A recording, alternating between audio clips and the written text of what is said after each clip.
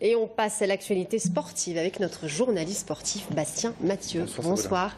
Merci d'être avec nous. Deux résultats plutôt encourageants ce week-end, hein. Vous allez nous en parler. Pas mal, ouais. Plutôt pas mal. À commencer par une belle course cycliste, la première étape de la course cycliste à Paris-Nice qui est arrivée cet après-midi à Vendôme. Et pour cette arrivée à Vendôme, c'est un Français qui s'est imposé, qui a franchi la ligne en premier. Arnaud Desmar, coureur de la FDJ, qui devance au sprint un autre tricolore, Nasser Bouhanni de la Cofidis. C'était donc la première des 7 étapes de Paris-Nice, étape de 198 km, partie de Condé-sur-Vègre dans les Yvelines. La deuxième étape de demain repartira du Loir-et-Cher, de Contre plus précisément. L'arrivée à Nice est-elle prévue dimanche? À noter qu'un Tourangeau participe à cette course, Cyril Lemoine. Il est actuellement 91e. Très bien.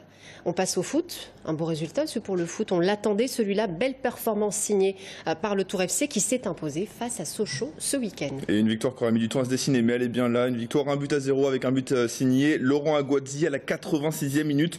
Un but de la tête avec un coup franc très bien tiré de la part de Kawi. Avant cela, un match plutôt fermé avec peu d'occasions de part et d'autre. Grâce à cette victoire, le Tour FC remonte en première partie de classement à la 10e place. Mais surtout, le Tour FC compte désormais 39 points et n'est donc plus qu'à une victoire de l'objectif maintien voulu en début de saison pour franchir cette fameuse barre des 42 points, la barre symbolique des 42 points. Une satisfaction pour les joueurs tourangeaux et notamment pour Laurent Aguadzi qui du même coup commence déjà à se tourner vers la saison prochaine. J'ai envie de croire que l'année prochaine on peut viser quelque chose d'autre avec, comme je l'ai dit la semaine dernière, avec en gardant nos meilleurs joueurs, même si voilà, il faut aussi prendre en considération l'aspect économique, la situation du club.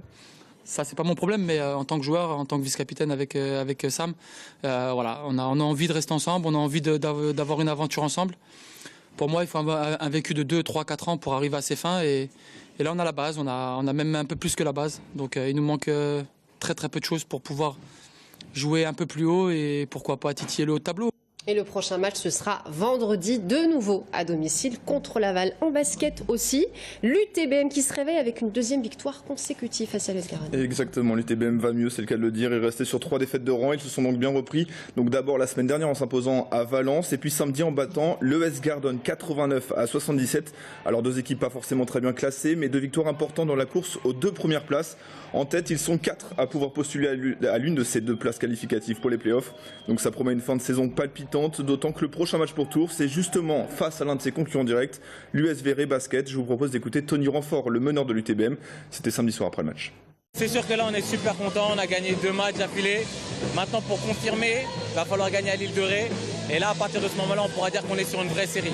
Parce que gagner ces 2 matchs-là, je dis pas que c'est pas des bonnes équipes, mais on va dire que là on va jouer contre un concurrent direct, l'Île de Ré. Donc il va falloir les battre là-bas pour confirmer ces 2 victoires-là. Voilà, autant d'images et d'intérieurs retrouvés ce soir dans le stadium à 19h15, rediffusé à 20h15 avec un bel événement, la Nuit des Titans. Exactement, l'organisateur El Hadj Mekedem sera avec nous, l'organisateur de la Nuit des Titans. La Nuit des Titans, c'est tout simplement l'événement de l'année en boxe thaïlandaise. Ce sera samedi soir au Palais des Sports de Tours. On vous fera d'ailleurs gagner des places dans le stadium juste après. Voilà, donc allez rester avec nous, 19h15 et 20h15. Merci beaucoup, Bastien Mathieu. On se retrouve lundi prochain avec de bons résultats, je l'espère. Ah, pour une fois qu'il y a des bons résultats avec vous, ouais. Vous voyez, ça arrive. Hein.